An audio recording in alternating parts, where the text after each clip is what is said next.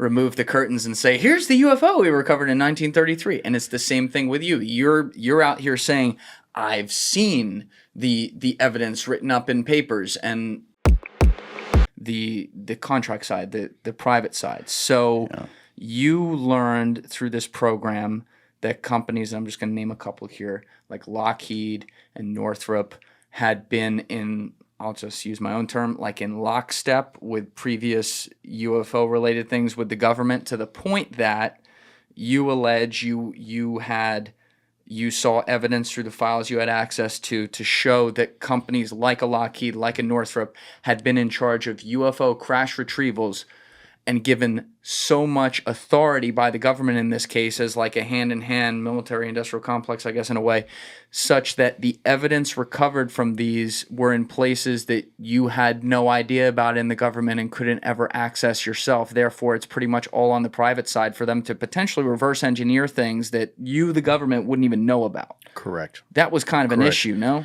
Yeah, it was. Let's look at a real case scenario here.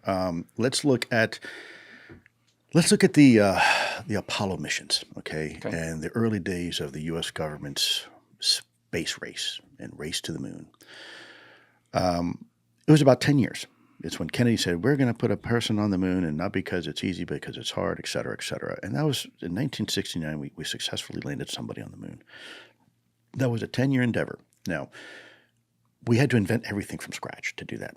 No one had been to really space before. No one had ever been certainly to another celestial body, and nobody knew what it was even like and how to do it and how to get there and what was involved with technologies. And so we had about 9 to 10 years to figure it out, maybe a little less. As a result of that, and think about this, 6,200 industries and products were invented and created to do that. So, for example, things like the LED light bulb, Velcro, right? The CAT scan. These are technologies in some cases that have changed humanity forever, have benefited our well-being, all because of a space race and a competition for a little less than a decade with a foreign adversary, right? These technologies have long outlived the initial purpose for which they were created, right?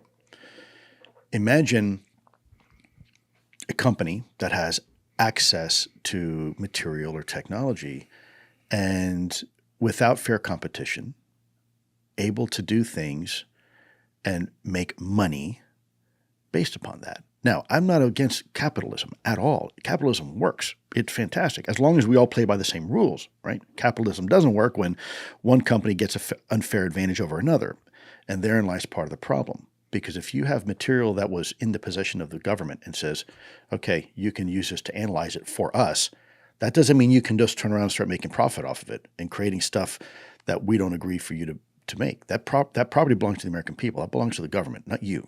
Let's make that clear up front. You don't own that property unless we sell it to you, right?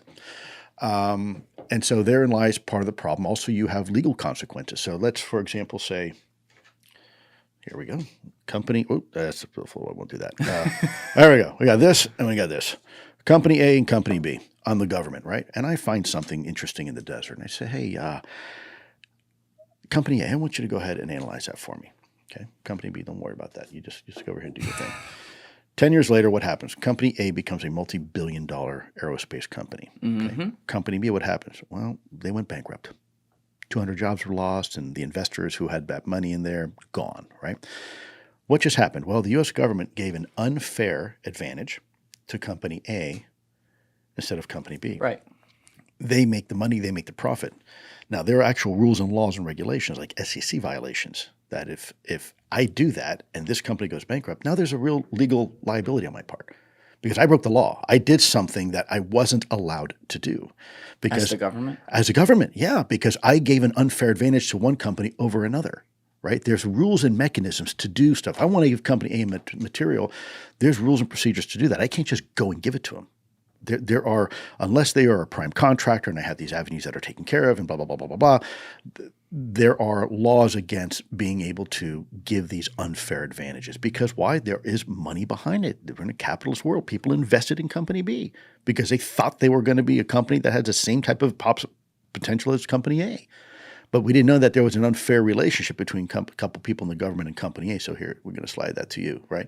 It's like all these sweetheart deals where you're paying $22,000 for a toilet seat for an airplane. Yeah. Right? I mean, what? Well, how does that happen? Well, Inside it happens because someone in the government has a sweetheart deal with somebody here and they get away with it. Right. So are you saying, and maybe I'm taking this a little too far, but are you saying we gave sweetheart deals to certain companies as it pertains to, say, UFO crash retrievals, and we had now created a beast that we cannot tame? It appears that may very well be the case. That may be one of the issues that we're dealing with. And if that's the case, okay, well, there's real legal consequences. How do we fix this without, do you give them amnesty? I think you do. People are going to say, oh, you can't do that. Well, listen, do you want the truth or not? What's the cost of it? There's examples where we do this truth and reconciliation. We did it in Rwanda. We've done it with other countries where we say, look, a lot of bad things were done on both sides. We're willing to forgive all of it if we can reconcile and if we can move forward together towards the truth. And I think that's the way we do it. This is why I said we don't villainize those who are part of these efforts. I know it's easy. People want to do that and they want their pound of flesh, and I say no. I say, yeah, but the company on that end, I want to stick with your example here. Company A, if they became a multi-billion-dollar whatever, the government making that mistake is not their fault. They just reap the benefit of it. So what incentive do they have to come to the table? Like, what can the government legally say to them? You allowed them to do it. Well, this is part of the eminent domain conversation, isn't it? Yeah, it is. Which is, by the way, I'm not going to get into because it's very controversial. But look, the government has the right through eminent domain to do whatever the hell it wants. If you got some and it's better and it's in the interest of national security or national interest, we'll buy your house, we'll put a highway right through it, we'll do whatever we need to do. Make no mistake, we will absolutely do it, right? The same holds true with this. The problem is the government's been saying no for so long it doesn't exist. They don't want it back. They're like, I don't want it. Yeah. you keep it. You figure out. I don't want nothing to do with that. So it's a double-edged sword. This is a very It's actually a great conversation because it kind of highlights some of the complexities we're dealing with. People just say, well, I just want the truth. Well, but it's not that simple. It's not just, okay, here's the truth, because the consequences of that, how you get the truth, can make or break something. And there are people there that don't want that to happen. Well, a huge problem with the truth that people have with anything involving the phenomenon is that, as Michio Kaku says, we have no physical evidence. Steal a pen. For God's sake, steal something. Do you believe in God? Well, I believe in the God of Einstein. He believed in God, but not the God that intervenes in human affairs. It was the God of order, the God of simplicity and elegance. Einstein was asked the question, did the universe have a choice? Is it unique?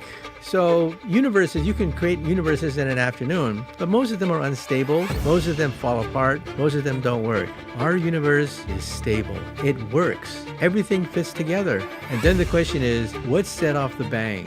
That's what we do for a living. We have the Big Bang Theory up to the point where the universe is going to explode. Why did it explode? We think it was a quantum event, and we are here because we are in the universe which decided to explode. So Einstein said, was it all an accident? And he thought, no, it could not have been an accident.